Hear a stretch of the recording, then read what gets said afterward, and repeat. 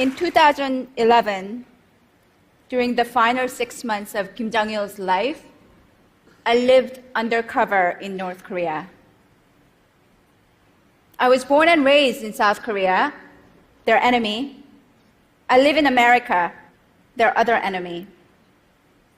Since 2002, I had visited North Korea a few times, and I had come to realize that to write about it with any meaning, or to understand the place beyond the regime's propaganda, the only option was total immersion. So I posed as a teacher and a missionary at an all-male university in Pyongyang. The Pyongyang University of Science and Technology was founded by evangelical Christians who cooperate with the regime to educate the sons of the North Korean elite without proselytizing, which is a capital crime there. The students were 270 young men expected to be the future leaders of the most isolated and brutal dictatorship in existence. When I arrived, they became my students. 2011 was a special year, marking the 100th anniversary of the birth of North Korea's original great leader, Kim Il-sung.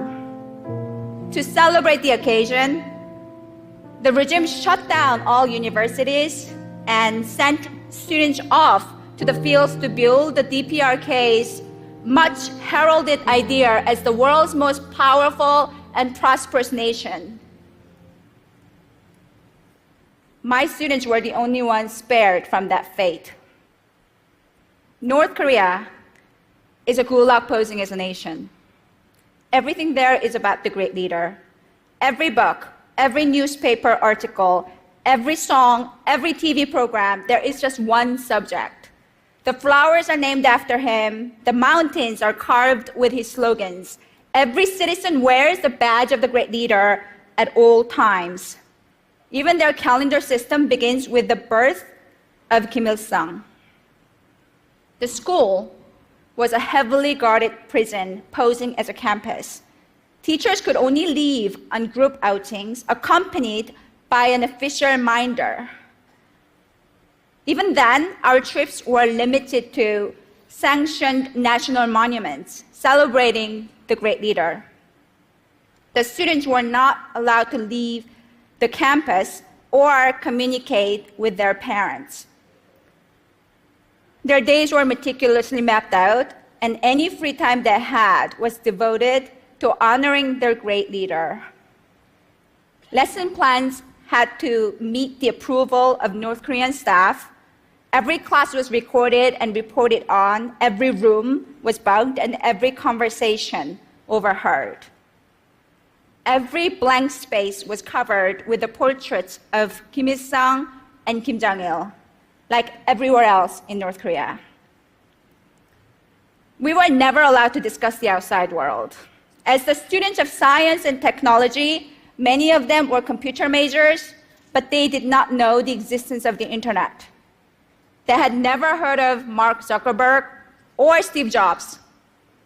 Facebook, Twitter, none of those things would have meant a thing. And I could not tell them. I went there looking for truth. But where do you even start when an entire nation's ideology, my students' day-to-day realities, and even my own position at the universities were all built on lies? I started with a game. We played Truth and Lie. A volunteer would write a sentence on the chalkboard, and the other students had to guess whether it was a truth or a lie. Once a student wrote, "I visited China last year on vacation," and everyone shouted, "Lie." They all knew this wasn't possible. Virtually no North Korean is allowed to leave the country. Even traveling within their own country requires a travel pass. I had hoped that this game would reveal some truth about my students because they lie so often and so easily, whether about the mythical accomplishments of their great leader or the strange claim that they cloned a rabbit as fifth graders. The difference between truth and lie seemed at times hazy to them. It took me a while to understand the different type of lies. They lied to shield their system from the world, or they were taught lies and were just regurgitating them. Or at moments, they lied out of habit. But if all they have ever known were lies, how could we expect them to be otherwise? Next, I tried to teach them essay writing, but that turned out to be nearly impossible. Essays are about coming up with one's own thesis, making an evidence-based argument to prove it. These students, however, were simply told what to think, and they obeyed. In their world, critical thinking was not allowed.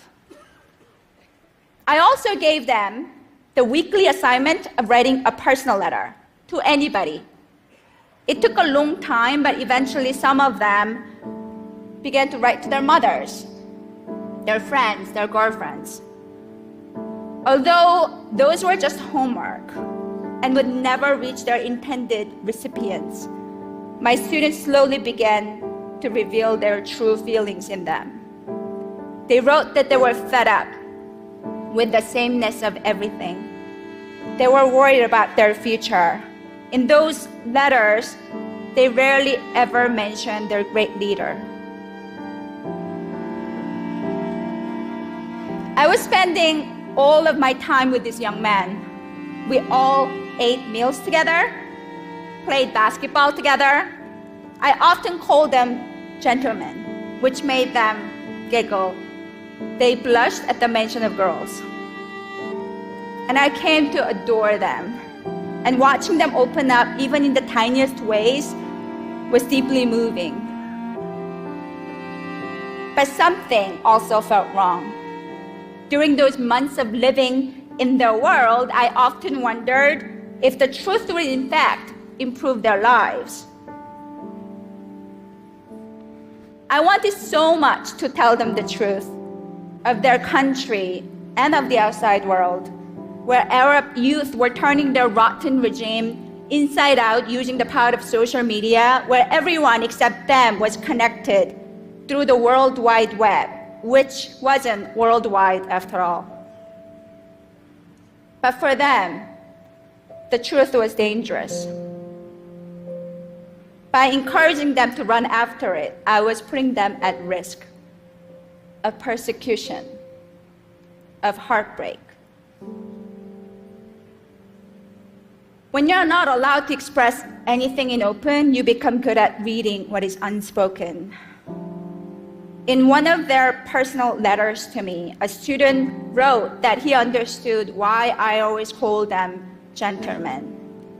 It was because I was wishing them to be gentle in life, he said.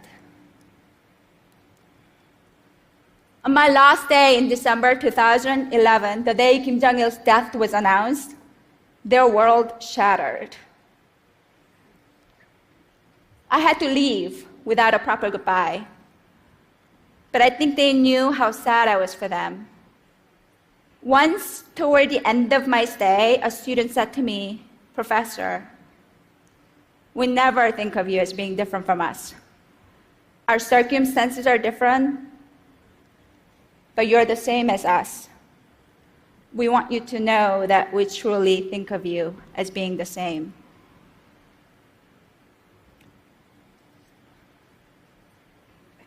Today, if I could respond to my students with a letter of my own, which is of course impossible, I would tell them this.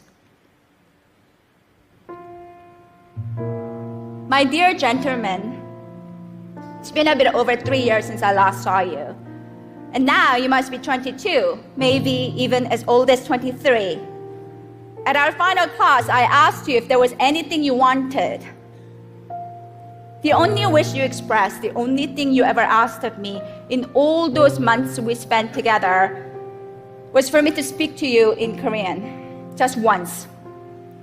I was there to teach you English. You knew it wasn't allowed. But I understood then you wanted to share that bond of our mother tongue. I called you my gentleman, but I don't know if being gentle in Kim Jong-un's merciless North Korea is a good thing. I don't want you to lead a revolution. Let some other young person do it. The rest of the world might casually encourage or even expect some sort of North Korean spring. But I don't want you to do anything risky because I know in your world, someone is always watching.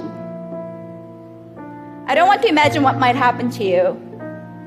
If my attempts to reach you have inspired something new in you, I would rather you forget me. Become soldiers of your great leader and live long, safe lives.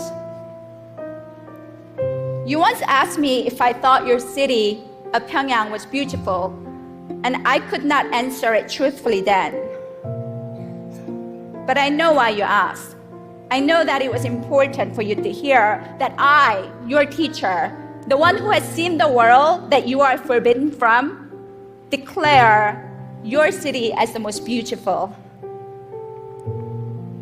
I know hearing that would make your lives there a bit more bearable.